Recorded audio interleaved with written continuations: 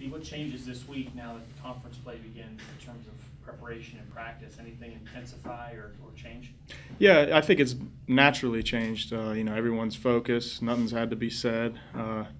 We've survived, and played well, especially in our last game, and got, kind of cleaned up the car, and now we're ready to get right into conference play. And we're ready. We feel, focused. We feel fresh. The bye week was nice just to get a nice jump start on South Dakota and get ready for that game and, get the wheels rolling.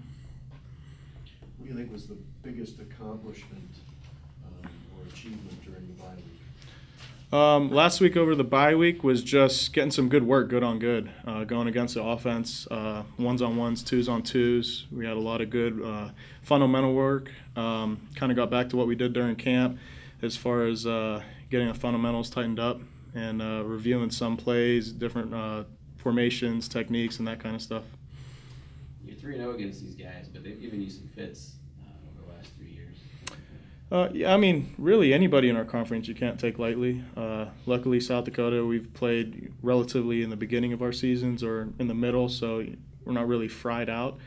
So we're usually focused. South Dakota, we respect and excited to play against them. We like playing out there. I remember last time we played, it was just a great environment out there playing in the dome. Don't have to worry about rain this week, so it's another thing we're not worrying about. What's the biggest challenge they present, do you think? Got to be gap sound. Can't be anywhere where you're not, and everybody has to understand their roles. And I think that's another thing I failed to mention earlier. Accountability as far as the defense, understanding what you're doing.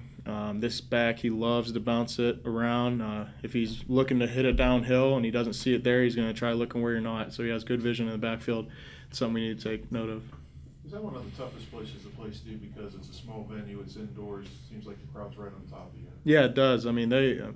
You're kind of down in like a bowl, and they're looking down at you, and they're right on top of you. You feel like they have the student section over there in the Coyote, I forget the name that they call it, but they're right there when you're trying to go in at the one end zone. And, we practice in the watts, we get a little bit of a feel for it, but, just for especially some of the young guys going into that, I know they're going to be have to get used to that maybe a little bit.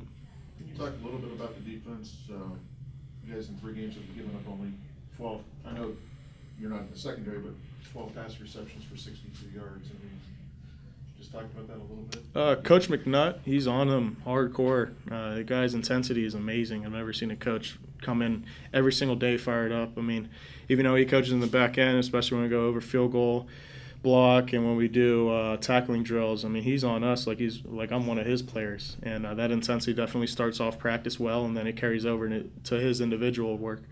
So just keeping those guys focused and just the intensity he brings. I think it's just contagious throughout the guys in the back end. You take some credit for that too, though. You're the up front guys. Yeah, we do what we can. We just try to keep the quarterback contained, especially inside, and let our DNs on the outside do, come off the edge and get the best pass rush that they can. So, like I said, that's where we focused on the bye week. Just working together, understand everybody's roles.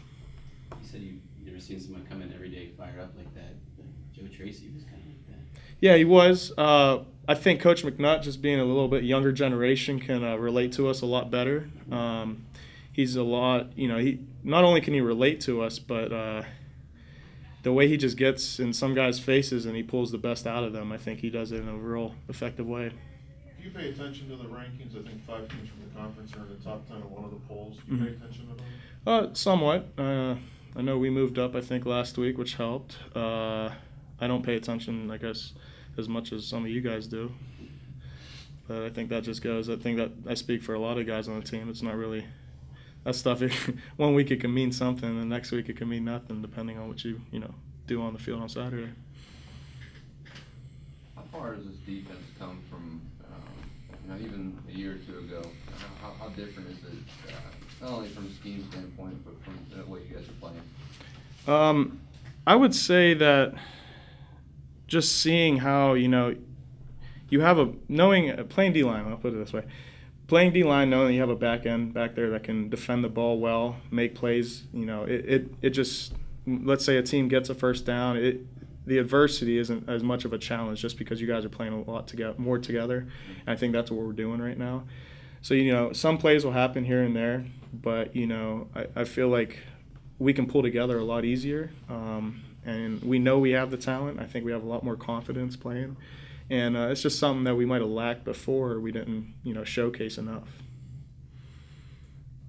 They moved Derek around, put him back, or are they going to move you to safety or DB or anything like that? No, I don't think that'll happen this year. But, you know, that's just a personal change to get the best athletes on the field. And, you know, Derek's a talented player, and we also have other defensive ends and defensive personnel that we want to get out there on the field, and having them ride the bench or you take plays off here and there, it's not helping us as much as it could. So that's you know, I guess we went over a lot. I forgot about that too. You know, just working over the bye week, making sure everybody, Derek included, understood all his roles as far as, you know, playing that new position, and rotating some guys around, getting new looks, and you know, just trying to be as prepared as we can. Their quarterback, he's not afraid to run the ball. What type of defensive scheme, or what do you guys have to do on the defensive line to contain a dual threat quarterback like that? Just be pressure lane awareness the whole entire game. That's what I mean. The inside guys, that not opening up seams up the middle, because that's the easiest way he can skirt out. And you know, having our DNs, Derek and Terrell, really ripping off the edge helps us still get a pass rush, but then also be quarterback savvy and keeping them inside the pocket.